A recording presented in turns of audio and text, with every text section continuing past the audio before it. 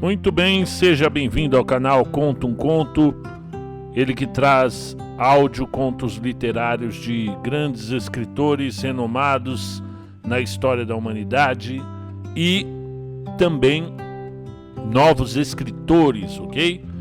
Este vídeo é especificamente para responder algumas perguntas que enviaram para mim via e-mail na parte do canal mesmo.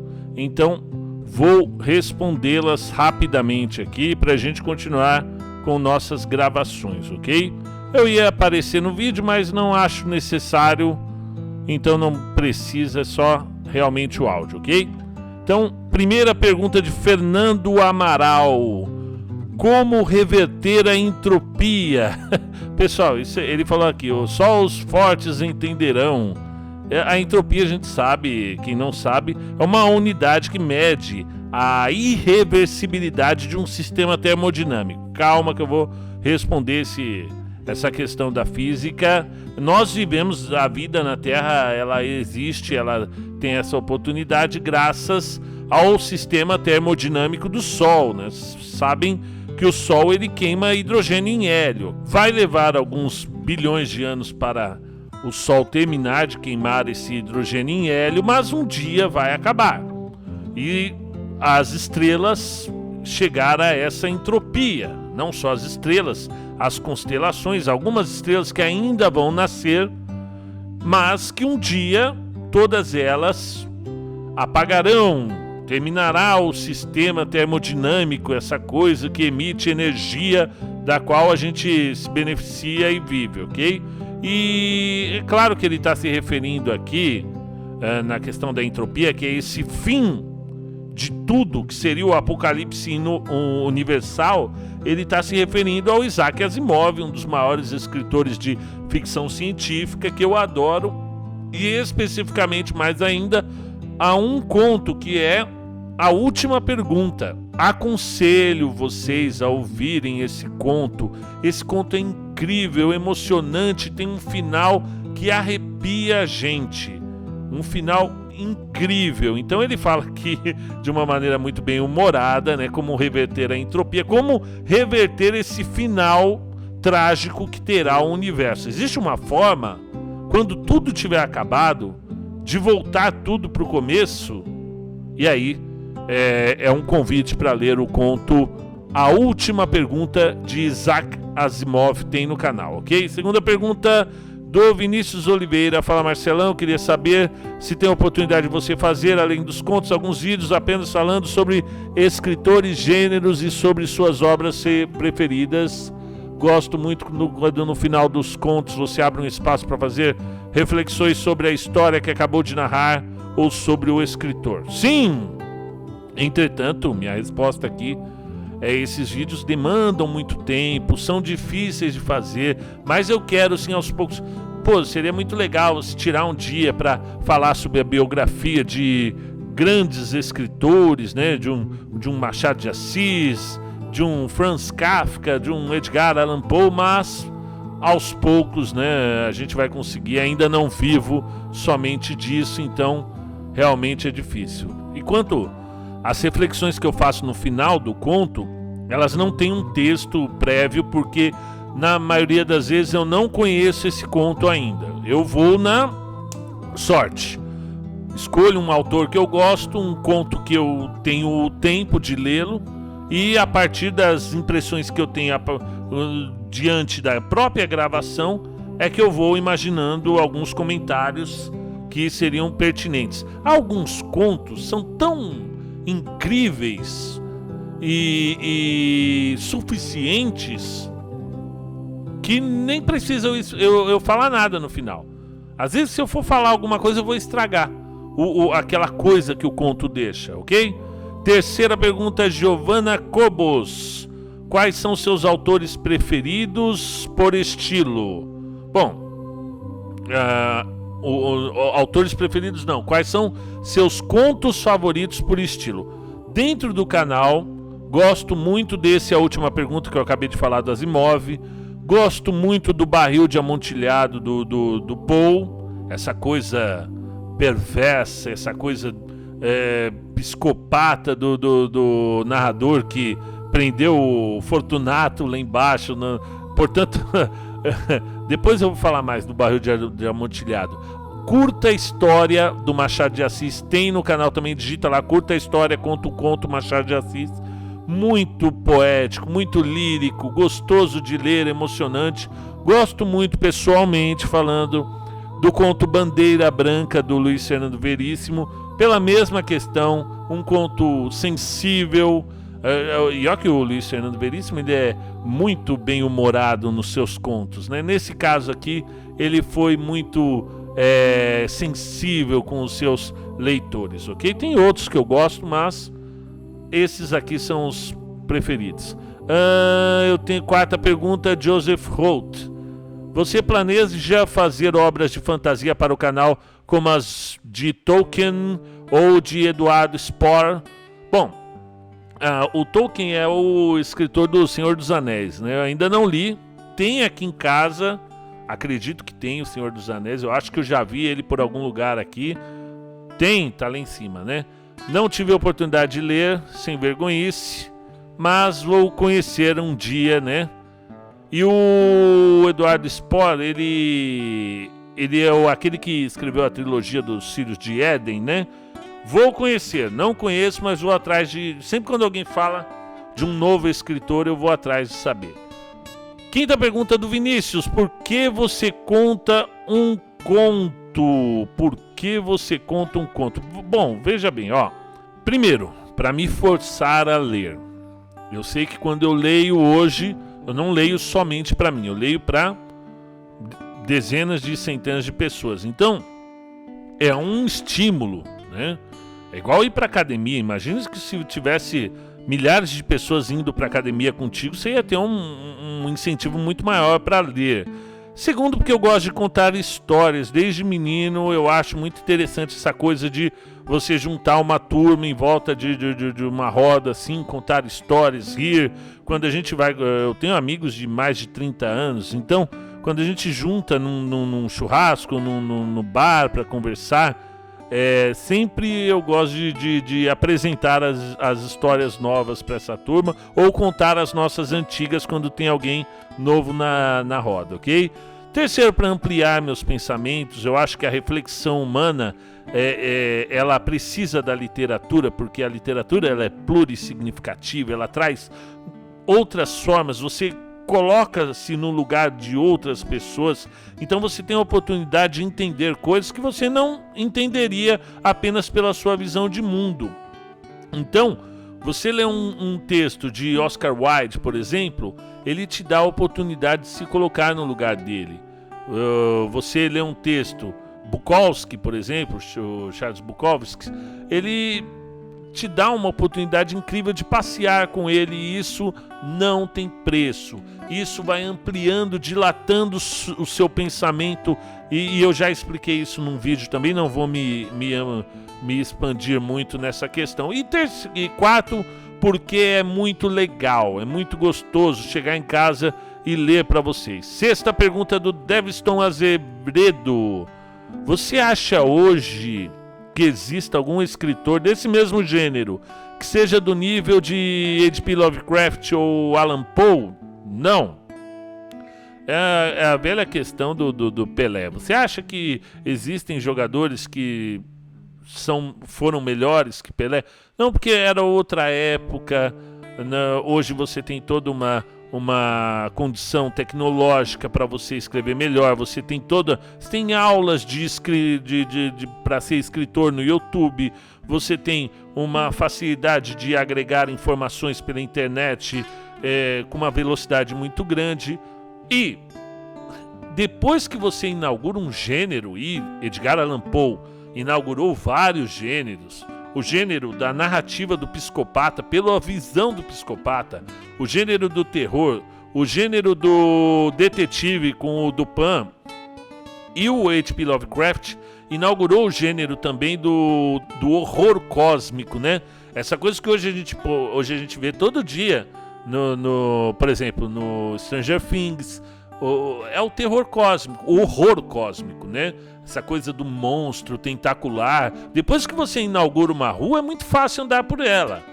Eu posso criar um conto aqui de um monstro gigante, tentacular, porque alguém lá atrás foi e criou esse gênero. Então, é muito difícil a gente falar de nível de escrita, porque é muito relativo. Tem cara que escreve melhor que o Lovecraft num sentido lexical, por exemplo, ou de estilo, mas depois que o cara criou todo um gênero sobre o assunto, aí fica muito mais fácil. Então não devemos deixar de elevar, de exaltar esses grandes escritores que abriram as portas para novas conquistas literárias. No caso aí também a gente pode falar da Mary Shelley, que criou um gênero incrível também. Então, próxima pergunta, 7, do Samuel Coelho: por que sua voz é tão deliciosa? Você tá de sacanagem comigo, né, Samuel? E o pior é que esses nada contra, né, gente? Imagina, uma brincadeira, né? Bom, 8, do Iader Lima: quais autores contemporâneos você recomenda? Seu Iader Lima, eu recomendo o próprio Iader Souza, eu acho que você conhece, que é um escritor novo também, que manja muito de escrita, escreve muito bem. Claro, o Mário Loff, que é um escritor cabo-verdiano, hoje meu amigo, que eu torço muito, a sua vitória é a minha vitória também. Então, ele que de vez em quando vai à Europa expor a poesia dele, e que eu fico orgulhoso. Tem o Vitor Abdala, que eu li o Amanhã Vai Ser Pior, aquela que nossa, digita aí, Amanhã Vai Ser Pior. Incrível. Tem o Dalvo Hofstadter, tem o Tiago Alves, tem o Cristiano Costa, tem a Samara Nunes. Samara é uma pessoa incrível, simpática, uma dama, escreve muito bem. O Alex Chase mandou um livro para mim que eu estou terminando de ler, incrível também. Tem o Flávio Santos. Tem uma porção de autores contemporâneos que ainda não são conhecidos pela grande maioria do público, mas que são e vale a pena conhecer e estão aqui no canal também.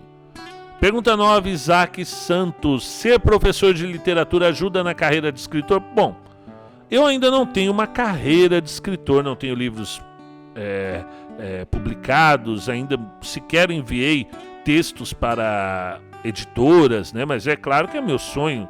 Imagina você chegar com seu filho, por exemplo, numa loja uma loja de livros, e tá lá seu livro na exposição, né? Como um best-seller. Isso é um orgulho muito grande, porque o livro é um filho, né? Imagina você ver seu filho fazendo sucesso. Quem não quer isso?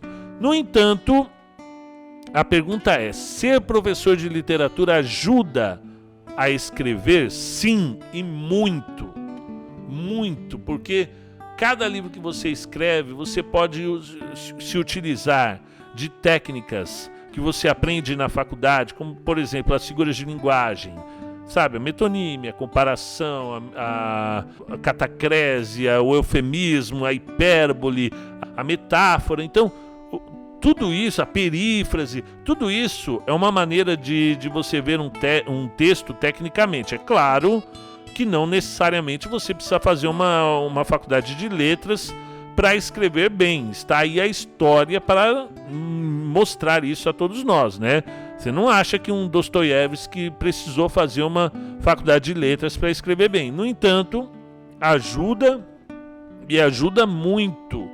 Principalmente, pelo que eu recebo de textos, a questão da coesão, que é muito difícil você trabalhar a coesão de um texto, porque o texto ele precisa ser solidário entre as partes devem estar interligadas. Então é muito difícil para a pessoa que não fez a faculdade disso conseguir no final arrumar o seu texto para ele ficar coladinho uma parte na outra. Então ajuda muito, não só professor de literatura, como professor de letras em geral, que é a parte da gramática, a parte da redação. Pergunta 10, Isaac Santos: o que você acha de criar um quadro com autores iniciantes? Já tem essa playlist no canal, somente com autores que mandaram os textos para mim, ok? Pergunta 11, Ícaro Oliveira: Marcelo, você já jogou RPG? Não.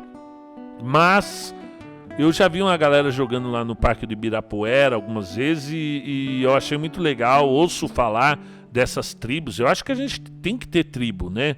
Todo mundo, principalmente depois de adulto, sente uma necessidade muito grande ainda de ser aceito em grupos. Então o cara ou ele vai para um grupo da faculdade, ou ele vai para um grupo da igreja, ou ele vai para o grupo de RPG. E eu acho isso muito interessante, acho muito construtivo, viu? Pergunta 12 do Rafael Amaral. Primeiramente, parabéns pelo trabalho que você vem desenvolvendo. Eu acompanho, amo. A minha pergunta é: quantas páginas você lê por dia? Pouco, bem pouco. Porque a gente dá aula o dia inteiro, então a gente está sempre lendo. Eu leio muita notícia, muito reportagem.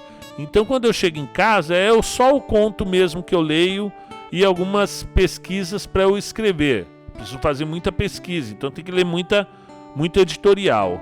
Mas dá uma média de 40 páginas por dia, não dá mais do que isso não. Eu vejo booktuber aí falando que lê no mínimo 200 páginas por dia, a pessoa fica louca. Chega uma hora que ela já não está enxergando mais nada.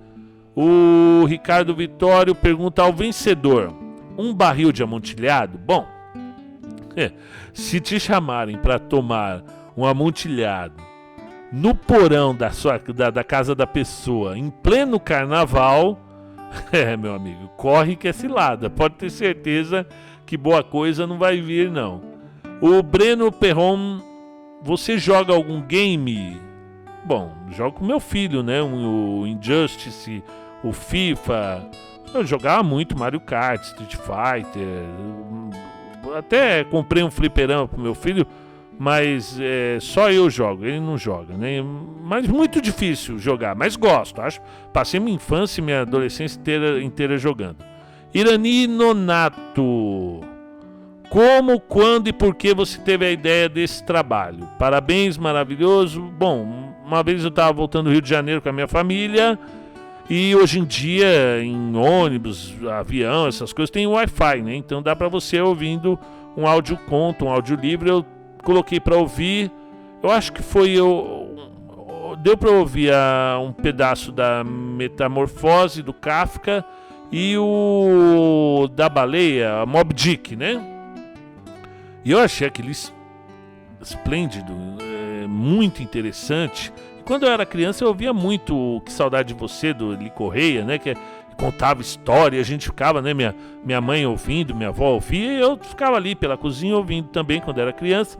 E achava aquilo incrível, espetacular. Então, cheguei em São Paulo, eu falei: pô, e se eu gravar uns contos assim, né? Eu não digo gravar um livro inteiro que leva 8, 9 horas, mas um conto, né? Para as pessoas. De repente você pega uma viagem de ônibus, você consegue ouvir um conto inteiro em 20 minutos. Então essa foi a ideia de começar o canal. Rodrigo Machado pergunta: queria começar a escrever contos, tem algum curso que pode me recomendar? Não tem curso que eu conheça, a não ser esses cursos de escritor que tem na internet.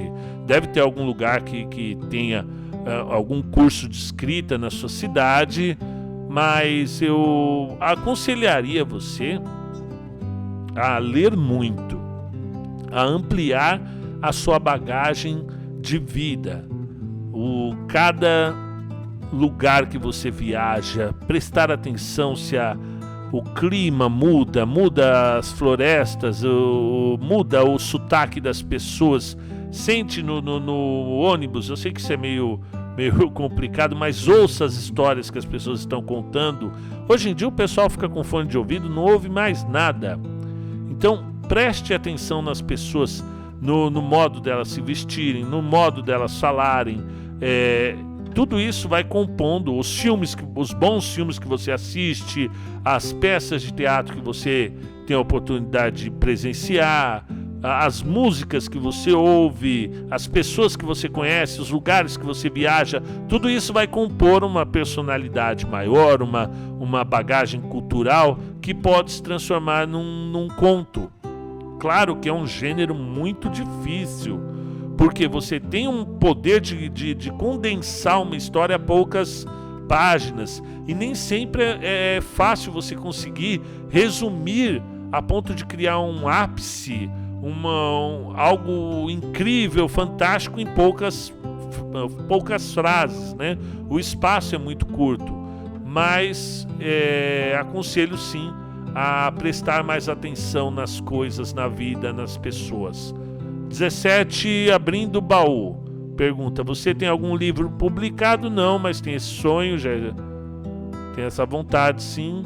18, Vinícius Oliveira. Quais livros você indicaria para crianças de 9 a 12 anos na literatura? Bom, tem o Pedro Bandeira, né? A Droga da Obediência, A Droga do Amor, O Pântano de Sangue. Tem a gente, quem é da minha idade, lia muito a série Vagalume. A série Vagalume era incrível. Então tinha mistérios, tinha fantasmas, tinha questão de detetive. Hoje eu uso muito na sala de aula, quando eu estou com uma turma um pouco mais jovem, o Ricardo Reis, Contos de Enganar a Morte. São muitas histórias, eu tenho vários livros do Ricardo Reis. Eu aprendi a gostar de ler com gibis, histórias do Batman, do Super-Homem, do Homem-Aranha, da Marvel, da DC. Tem a Adelaide Carraro, ela escreveu uma série de 3 livros chamado O Estudante, e foi significante para a minha vida.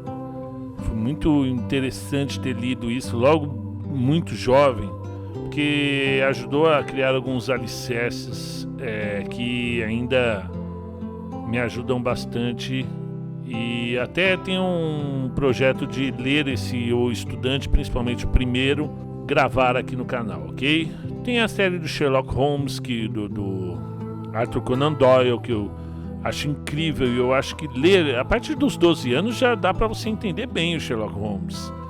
Então é interessante. 19, Sofia dos Santos Mendes pergunta: você pode nos contar como é o processo de gravação e edição das suas leituras? Sim, eu gravo com um microfone BM800 no próprio notebook. Edição no Sony Vegas mesmo, normal. Quando eu erro, eu faço uma pausa para depois eu só cortar. Trabalha com mais pessoas? Não. Acontece algo pitoresco em suas gravações que gostaria de nos contar? Geralmente é o cara do gás. O cara do gás passa 25 vezes por dia na rua de casa aqui. E ele passa não só com aquela gravação do gás, da musiquinha, mas ele passa buzinando também.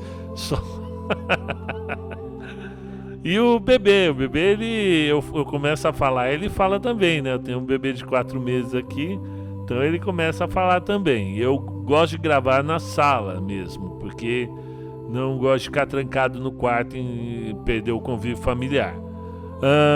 Eu gostaria de saber curiosidades sobre o processo de gravação, como foi o início do projeto. O início do projeto foi justamente na viagem voltando do Rio de Janeiro para São Paulo. Já pensou em narrar o Ferreira Contos Orientais? Já. Manda o link desses contos, se você tiver facilidade desses links, que eu gravo para vocês. 21, Isaac Santos. Qual o critério que você usa para contar um conto no canal? Escolheu o conto? Nenhum critério. Um critério basicamente de aleatoriedade. Esse conto geralmente não pode ser de extremo mau gosto. Teve contos que eu tive que parar no meio do caminho porque não combinava com a minha com a minha voz, não conseguia narrar.